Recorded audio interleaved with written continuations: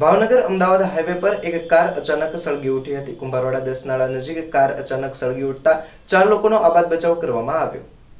ભાવનગર શહેરના અમદાવાદ હાઈવે પાસે કુંભારવાડા 10 નાળા નજીક અચાનક એક ફોર વ્હીલમાં આગ લાગતા 4 લોકોનો આબાદ બચાવ કરવામાં આવ્યો હતો। મળતી વિગતો અનુસાર કુંભારવાડા 10 નાળા નજીક ભાવનગર અમદાવાદ હાઈવે નજીક એક કારમાં અચાનક આગ લાગી હતી, જેને લઈને ફાયર વિભાગને જાણ કરવામાં આવી હતી। ફાયર વિભાગને જાણ કરવામાં આવતા તુરંત જ ઘટના સ્થળે પહોંચી આગને કાબૂમાં લઈ કારમાં બેઠેલા 4 લોકોનો આબાદ બચાવ પણ કરવામાં આવ્યો હતો।